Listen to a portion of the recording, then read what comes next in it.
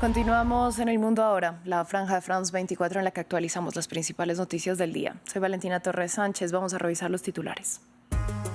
Francia venderá hasta 100 aviones de combate Rafale a Ucrania en los próximos 10 años.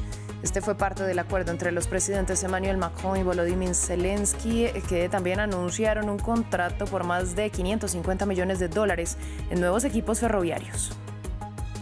Naciones Unidas rechazó la condena a pena de muerte contra la ex primera ministra de Bangladesh, Sheikh Hasina, aunque reconoció la importancia de la sentencia para las víctimas.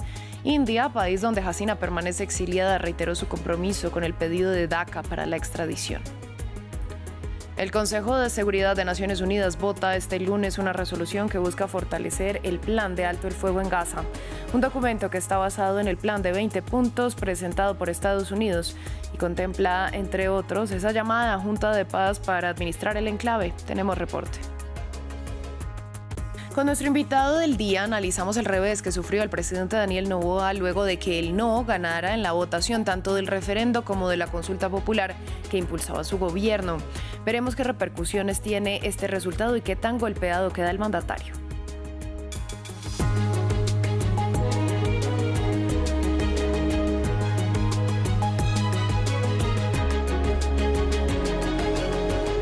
Comenzamos en Francia. El presidente Emmanuel Macron y su homólogo ucraniano Volodymyr Zelensky acordaron fortalecer las capacidades de defensa de Kiev para enfrentar a Moscú y lo hicieron con la firma de una declaración de intenciones para la futura compra de 100 aviones de combate Rafale, así como sistemas de defensa aérea de nueva generación. Desde el Elíseo, Zelensky agradeció a Francia por su apoyo. Nuestra periodista en París, Natalia Ruiz Giraldo, nos amplió previamente. Una nueva etapa en materia de cooperación militar entre Francia y Ucrania. Una nueva etapa que comenzó con esta nueva visita, la novena ya desde el comienzo de la guerra, del presidente Volodymyr Zelensky a Francia, quien fue recibido hoy en la base militar de Villacoublay por el presidente Emmanuel Macron. Justamente allí firmaron una carta de intención de lo que va a ser esa nueva cooperación estratégica, cooperación militar. Dieron más detalles acerca de todo esto aquí en el Palacio del Elíseo en una conferencia de prensa conjunta. Emmanuel Macron explicó que lo que ha quedado firmado pues es la compra, por ejemplo, de 100 aviones Rafale, 100 aviones de caza que son de fabricación francesa, también con la posibilidad de adquirir sistemas antidrones SAMPET que serán entregados para unos 2027. Esa es la nueva generación de este tipo de armamentos. Y mientras tanto, Francia también, de aquí a finales de año y por los próximos 3 años, continuará también entregando cierto armamento a Ucrania, como por ejemplo sistemas de interceptación de drones, bombas y también algunos drones. Entre lo firmado el día de hoy también está la compra de unos 55 locomotoras de fabricación francesa por parte de Alstom, que son necesarias para la infraestructura crítica del país. Emmanuel Macron, que dijo esperar reforzar las sanciones contra Rusia en vista de que Moscú por ahora no muestra luces de querer buscar la paz o de que pueda llegar un cese al fuego. Así que esto es lo que ha quedado determinado aquí con un Volodymyr Zelensky que está en una nueva gira por Europa buscando que no haya perdido los apoyos por parte de sus aliados europeos, más después de todos estos casos de escándalo de corrupción que se dieron a conocer en las pasadas semanas justamente allí en Ucrania, que costaron pues el puesto de al menos 2 ministros y de varios de sus allegados que van a ser procesados por este caso de corrupción. Entre las preguntas que quedan por ahora es cómo financiar la compra de todo este armamento, especialmente de los Rafale, que cuestan entre unos 100 a 120 millones de euros. Pregunta queda todavía en el aire. Podría ser a través de los haberes rusos que podrían servir como garantía, esos haberes que están congelados en diferentes bancos en los países de la Unión Europea. Por ahora, Volodymyr Zelensky continúa su gira por Europa, después de Grecia y hoy de Francia. Mañana estará en España. En otras noticias, en Bangladesh comenzaron las reacciones luego de la sentencia a muerte contra la ex primera ministra Sheikh Hasina por la represión mortal en las protestas de 2024, donde murieron alrededor de 1.400 civiles. Manifestantes celebraron la decisión y se acercaron a la casa del padre de Hasina, donde se enfrentaron a las fuerzas de seguridad. Desde el exilio en India, Hasina catalogó el veredicto como amañado por el gobierno de transición y Nueva Delhi dijo estar comprometido con Dhaka, que pidió su extradición. Naciones Unidas rechazó la condena a muerte. Ramiro Cuevar Verena nos amplía. Bangladesh reacciona a la condena de Sheikh Hasina. La ex primera ministra fue sentenciada con la pena de muerte por la represión mortal en las protestas iniciadas por estudiantes el año pasado, donde alrededor de 1.400 personas murieron según estimaciones de Naciones Unidas. Los hechos que tuvieron lugar entre julio y agosto de 2024 representan la peor violencia política del país desde la Guerra de Independencia de 1971. Las víctimas de la represión y los familiares de los asesinados celebraron la condena de Hasina. Nos ha dado un poco de consuelo, pero encontraremos la paz plena cuando veamos la horca alrededor de su cuello. Entonces podremos borrar esa mancha de nuestra historia. Cuando se ejecute este veredicto, entonces podremos celebrar. Como no lo veo con mis propios ojos, muchos de nosotros perdimos piernas, muchos dimos la vida. Por todo eso queremos que sea condenada a muerte. Tras la decisión del tribunal, manifestantes se movilizaron hacia la casa del padre de la ex primera ministra y hubo enfrentamientos con las fuerzas de seguridad. No vamos a ocupar más la casa del padre de Hasina, la vamos a demoler, no tenemos ningún problema con las fuerzas del orden. Exijo que nos dejen trabajar, entonces volveremos a casa en paz. Además de Hasina, también fue condenado el exministro del Interior, Asaduzzaman Khan. Actualmente, ambos se encuentran en India. El gobierno bangladesí le pidió a su par indio que colabore para entregar a los sentenciados y Nueva Delhi reafirmó su compromiso con la petición. El veredicto solamente puede ser apelado si son arrestados o se entregan en los próximos 30 días. El nuevo proyecto de resolución estadounidense sobre la Franja de Gaza, que se someterá a votación en el Consejo de Seguridad de Naciones Unidas este lunes, hace referencia al futuro de un posible Estado palestino. Bajo la presión de países árabes y musulmanes, la administración Trump modificó el texto para incluir una definición más precisa de la autodeterminación palestina, mientras que el gobierno israelí se opone firmemente a esta posibilidad. Lo vemos en el siguiente informe. Una vía creíble hacia la autodeterminación y la condición de Estado palestino. Eso indica una resolución redactada por Estados Unidos sobre Gaza y que el Consejo de Seguridad de la ONU votará en las próximas horas.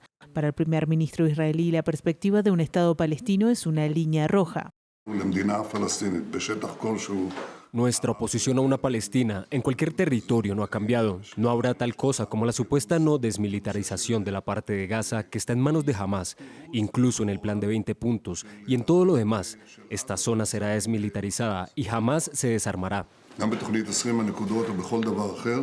La resolución impulsada por Estados Unidos instauraría una fuerza internacional de estabilidad en Gaza, así como un organismo de gobernanza transitoria conocido como la Junta de la Paz en el enclave. Esta abordaría temas como la reconstrucción de posguerra y la recuperación económica, y estaría presidida por Trump hasta finales de 2027.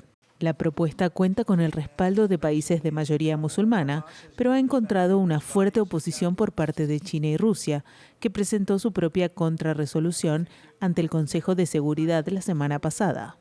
Tras advertir sobre los riesgos de no adoptar su propuesta, Estados Unidos calificó de frágil el actual alto el fuego en Gaza, y la situación humanitaria en el enclave sigue siendo crítica. Necesitamos ropa, comida y agua. Nos estamos muriendo y sufriendo cada día y cada hora. Desde que entró en vigor el alto el fuego el 10 de octubre, el Ministerio de Salud del enclave informó que más de 600 personas han resultado heridas y cerca de 200 han muerto. Vamos ahora a Chile, donde continúan las reacciones tras el paso a segunda vuelta de la izquierdista Janet Jara y el ultraderechista José Antonio Kast. Los candidatos que disputarán el balotaje ya comenzaron a mover sus fichas de cara al 14 de diciembre. Sobre el día después de la elección nos reportó nuestro enviado especial a la capital chilena, Martín Gripo. Bueno, Valentina, los dos candidatos durante esta jornada, durante las horas que ya lleva este lunes, han estado haciendo una gira por los principales medios de comunicación de índole nacional aquí en Chile, en lo que ya se está entendiendo como un intento de comenzar a capitalizar todos estos votos. Siguen manteniendo sus posturas, sus propuestas en lo que tiene que ver con soluciones referidas a lo económico, al alto costo de vida de aquí de Chile y por supuesto a soluciones que intentarán llevar para la crisis de seguridad que se está viviendo. Como te decía, estos dos candidatos ya están paseando por todos los medios de comunicación para intentar capitalizar todos estos votos. Por un lado, los votos de Evelyn Matei, quien quedó en un cuarto lugar, y los votos de la persona que les llegó, que estuvo en el podio número 3, de Franco Parisi. Así que están comenzando con esta campaña que durará poco menos de un mes. El presidente de Bolivia, Rodrigo Paz, dijo estar haciendo una autopsia del gobierno. Así lo expresó para destacar que el Estado que preside murió tras 20 años del gobierno del movimiento al socialismo. Paz dijo que al menos 15.000 millones de dólares se perdieron como consecuencia de años de corrupción. Albert Naya con el informe. Un nuevo presidente boliviano después de 20 años del MAS en el poder y tras pocos días en Palacio dice haber abierto la caja de Pandora. No estamos transformando el Estado, básicamente estamos haciendo una autopsia. El Estado está muerto, porque quien se roba más de 15.000 millones de dólares, y la cifra parece que va a ir creciendo, ha matado a un Estado que se supone era el servicio para los bolivianos y bolivianas, y lo que estamos haciendo es más que generar o revivir un Estado tranca, es una autopsia de este Estado para generar verdaderamente un Estado que esté al servicio de los bolivianos, que esté al servicio de las bolivianas. Una cifra deficitaria que dicen aumenta con cada nuevo hallazgo. Y precisamente sobre el hecho de comenzar de cero, el ministro de Economía fue gráfico al afirmarlo. En su primer día de trabajo denunció no encontrar nada en su despacho. Fíjense ustedes, nada de documentación, nada de cosas pendientes. Después de 20 años de trabajo, después de 20 años de administración, no te han dejado nada. El Fondo Monetario Internacional dijo en 2025 que Bolivia había tomado medidas para combatir la corrupción, pero sin éxito a la hora de implementarlas, mientras el portal Transparency, indicador global anticorrupción, sitúa a Bolivia en el puesto 133 de 180 países analizados. Paz no señala a nadie, pero ya indicó que las filas en las gasolineras tienen un denominador común dentro del Ministerio de Hidrocarburos y en la empresa estatal de yacimientos petrolíferos, Fiscales Bolivianos. Donald Trump cambió de opinión con respecto al caso Epstein. El presidente de Estados Unidos exigió la publicación de todos los archivos relacionados con el delincuente sexual infantil, a pesar de que anteriormente había intentado bloquear dicha medida. El nuevo punto de vista de Trump llega después de fuertes presiones dentro del Partido Republicano y sus seguidores para que se publique el acervo del caso Epstein. Más detalles en este informe. Ante la creciente presión dentro de su propio partido, Donald Trump ha dado marcha atrás. El presidente de Estados Unidos afirmó que todos los archivos relacionados con Jeffrey Epstein deberían hacerse públicos después de haber intentado previamente bloquear la medida. Los republicanos de la Cámara de Representantes deberían votar a favor de la publicación de los archivos de Epstein, porque no tenemos nada que ocultar y es hora de dejar atrás este engaño demócrata perpetrado por lunáticos de la izquierda radical para desviar la atención del gran éxito del Partido Republicano, incluyendo nuestra reciente victoria sobre el shutdown demócrata. El asunto se someterá a votación en la Cámara de Representantes esta semana, donde se espera su aprobación antes de pasar por el Senado. El proyecto de ley obligaría al Departamento de Justicia a divulgar toda la información que posee sobre el delincuente sexual condenado. La decisión ocurre días después de que los demócratas publicaran nuevos correos electrónicos de Epstein que indican que Trump estaba al tanto de los crímenes del traficante sexual antes de su condena. El republicano y presidente de la Cámara de Representantes, Mike Johnson, declaró que a Trump no le preocupa qué más se pueda divulgar. El presidente Trump no tiene nada que ver con esto, no le preocupa. Hablo con él constantemente, no tiene nada que ver con el asunto. Trump ya había intentado sofocar las peticiones de total transparencia de su propio partido, aunque algunas seguidoras como la representante Marjorie Greene persisten en sus exigencias. Es por las víctimas. Estas mujeres han estado esperando durante décadas y el pueblo estadounidense lo ha exigido. Por lo tanto, el pueblo estadounidense merece ver transparencia por parte de su gobierno. Mientras tanto, en lo que parece un desvío de la atención de su propia implicación en los archivos, Donald Trump ha pedido al Departamento de Justicia que investigue los presuntos vínculos de Epstein con demócratas de alto perfil, incluyendo a Bill Clinton y al exsecretario del Tesoro, Larry Summers. También en Estados Unidos, un juez informó que hubo evidencia de mala conducta gubernamental en la acusación penal contra el exdirector del FBI, James Comey. El señalamiento indica que el fiscal afín al presidente Donald Trump, encargado de la acusación penal, habría incurrido en declaraciones erróneas, entre otros errores graves de investigación. El juez, por lo tanto, ordenó que las pruebas del gran jurado en el caso sean entregadas a la defensa de Comey. En España, el presidente en funciones de la Generalitat Valenciana, Carlos Mazón, compareció este lunes ante la Comisión de Investigación sobre la DANA. En sus primeras declaraciones aseguró que no contestó a las llamadas que le hizo la exconsejera del Interior, Salomé Pradas, al momento de la catástrofe porque tenía su teléfono celular en la mochila o estaba haciendo otras llamadas. Esto luego de que la semana pasada familiares de las 229 víctimas lo acusaron frente a la misma comisión de ser el responsable de las muertes. Usted es un inútil, usted es un mentiroso. Gracias, usted es un incapaz, señor Rufián. Usted es un miserable, Silencio. Usted es un homicida. Gracias. Y usted es un psicópata. Tiene que acabar. Y ojalá pague con cárcel todo lo que ha hecho. Estar diciendo cosas que yo no estoy diciendo. Yo lo que le estoy diciendo es que puedo no haber escuchado una llamada, pero estuve en contacto y estuve proactivamente, estar ausente con entre las 5 y las 8, 16, 17 o 18 llamadas para ir sabiendo la evolución, para buscar la información de cómo van las cosas, no me parece ni estar ausente ni tener ningún tipo de falta de responsabilidad. Ahora, si usted lo que quiere trasladar es que pudo haber más víctimas, que pudo haber más daños en función de la ubicación geográfica desde donde yo podía hacer las llamadas, a mí eso sí que me parece un insulto a las víctimas. Finalizamos con información deportiva porque tras casi 2 años y medio el Barcelona regresa a su estadio. El club informó que recibió la autorización para enfrentar el próximo fin de semana al Athletic Club de Bilbao en el Camp Nou. Tras las reformas finales está previsto que el estadio de la capital catalana tenga una capacidad de unos 105.000 asientos. Continuamos con nuestro invitado del día. Ecuador votó no tanto a la consulta popular como al referendo impulsados por el presidente Daniel Noboa. El mandatario reconoció la derrota de sus iniciativas con un escueto mensaje en X en el que dijo que respetará la voluntad popular. Para analizar las consecuencias, conectamos con Fernando Carrión. Él es analista político y catedrático en la Facultad Latinoamericana de Ciencias Sociales.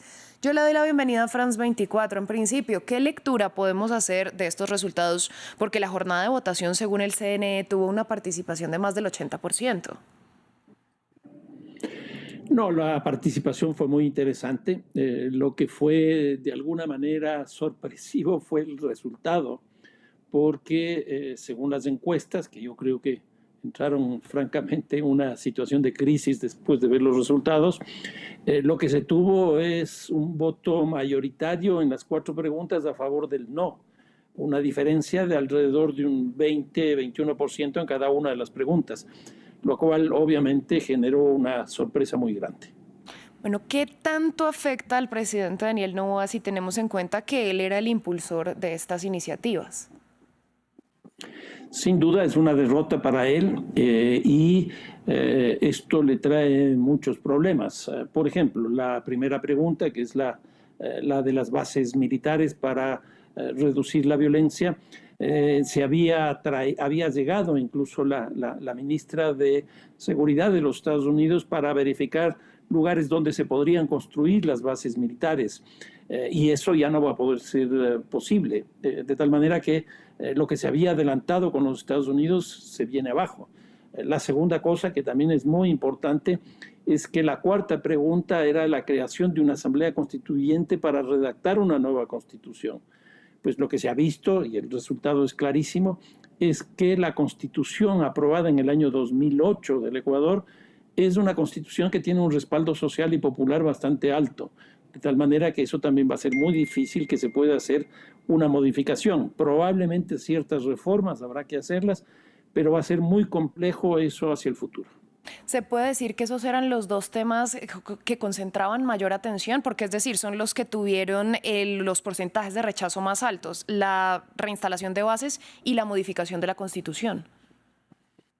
Así es. Las otras dos preguntas que estaban en la mitad de la hoja donde se tenía que votar se referían básicamente a los temas de representación política. La una para que el Estado deje de financiar a los partidos políticos y la segunda para que haya menos representantes ante la Asamblea Nacional, pues las dos también fueron negativas. En este caso, lo que habría que decir es que el resultado de este proceso del día de ayer, lo que se ve claramente es que hay una crisis de representación política en el país, una crisis de los partidos políticos que yo diría prácticamente lo que nos han mostrado es su inexistencia. En otras palabras, hemos entrado en una lógica de una democracia sin partidos políticos, situación que es bastante complicada. Bueno, Noboa dijo que respeta la voluntad del pueblo, pero que su compromiso no cambia y que va a seguir luchando sin descanso por el país que los ecuatorianos merecen con las herramientas que tienen. ¿Cómo se puede interpretar esta afirmación?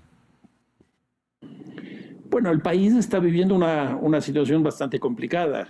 Por poner tres ejemplos. Uno, lo que acabo de decir del sistema de representación política, una crisis política muy fuerte. Una segunda es el tema de la seguridad ciudadana. La violencia es muy alta. Es probable que este año terminemos con una tasa que supere los 50 homicidios por 100.000 habitantes. Es francamente impresionante. Y la tercera es la parte económica, porque se ha presentado a la Asamblea ya el presupuesto del Estado para el próximo año y lo que se ve claramente es que hay un déficit bastante alto y que el crecimiento que tendrá la economía el próximo año es un crecimiento bastante lento, es decir, de 1.8%. Esto le pone al presidente en una situación compleja porque va a tener que trazar puentes con sectores que no están claramente representados porque no hay partidos políticos. Y entonces probablemente lo que ocurra es que entremos en una lógica de una especie de populismo, populismo clientelar, que sustituya justamente la posibilidad de construir consensos no a través de los acuerdos con partidos políticos, sino más bien de la suma de grupos sociales a partir de estas políticas. Respecto a estas iniciativas que se votaron el domingo, ¿le quedan caminos al mandatario para poder impulsarlas o ya ese tema tiene que quedar cerrado? No, yo creo que eso ya queda cerrado porque hacer una nueva consulta para ver si es que se hace otra constitución, me parece que no, porque la legitimidad que tiene la actual es impresionante. Lo segundo es lo de las bases militares, que también ha sido rechazado con fuerza. Probablemente por el descrédito de la política, las dos preguntas intermedias, esto es el financiamiento de partidos y la reducción de la representación en la Asamblea, pueda de alguna manera pues, volver a plantearlas y podría eso surgir desde la Asamblea, pero le veo también bastante difícil. Bueno, usted ya lo había mencionado, pero para que profundicemos, ¿qué tan golpeado queda el gobierno con estos resultados del domingo? Yo creo que queda muy golpeado, es la primera derrota que él tiene en los 2 años de ejercicio de gobierno que empezó justamente el 21 de noviembre del año 2023. Fue reelecto en mayo de este año y entonces durante este lapso no había tenido un golpe tan fuerte como este. Este sin duda es muy fuerte porque es el pueblo ecuatoriano, es la sociedad ecuatoriana la que se ha manifestado y los resultados de la misma le cierran las puertas para cambios relativamente importantes que venía pensando. Bueno, el expresidente Rafael Correa celebró ese no como una victoria propia. ¿Qué tan real es esto? No, yo creo que la Revolución Ciudadana sin duda es uno de los grupos más significativos, pero me parece que es muy difícil también que las estructuras políticas, los partidos políticos, cualquiera sea se apropie de una situación de este tipo, porque a mí me parece que fue más una expresión voluntaria de la sociedad ecuatoriana antes que un voto canalizado a partir de organizaciones políticas. En ese sentido, me parece que simplemente es aprovechar una situación de estas características. Entonces, justamente, ¿qué tanto provecho puede sacar el exmandatario de este resultado, que también dijo que era una renovación de su constitución? No, yo creo que tiene mucha legitimidad, porque estuve revisando justamente con qué porcentaje de votación se aprobó esta Constitución en el año 2008, cuando el presidente Correa estaba en funciones. Y es un punto más de lo que se acaba de aprobar hoy día el no. En otras palabras, mantiene la misma legitimidad, cosa que es bastante interesante. Pues, señor Carrión, a usted muchas gracias por su análisis y por compartirlo con nosotros en France 24. No, muchísimas gracias a ustedes. Un saludo cordial. A ustedes muchas gracias por su sintonía. Breve pausa y volvemos.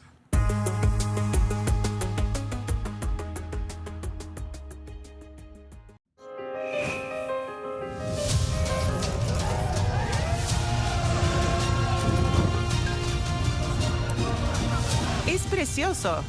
Lo escuché sin parar. Es histórico. Me encanta.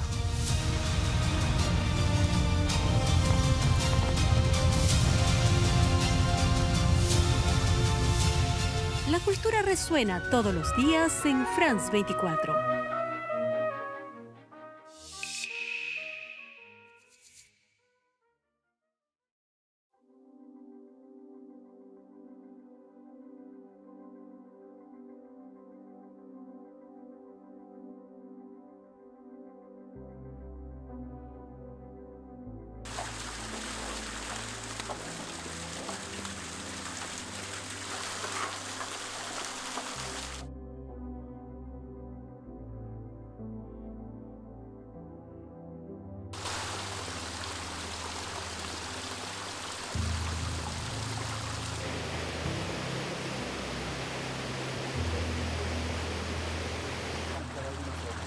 Lo que trato es de limpiar la salida para el coche. Aquí sale marrón, pero hay sitios en casas que sale totalmente gris y quedan los pozos todos por aquí negros. Nosotros nos vemos afectados directamente, pero esas cenizas se han ido también a los arroyos y esos arroyos han llevado a los ríos principales, como es en el caso al Leira, y del Leira han ido al propio río Sil, y esas cenizas ahora mismo pues están yendo hacia la costa.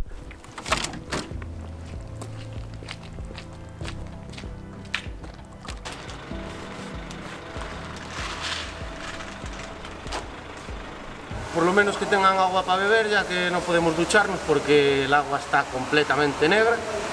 Yo llevo 2 días sin duchar, tendremos que esperar a que vayan cesando estas lluvias para podernos duchar.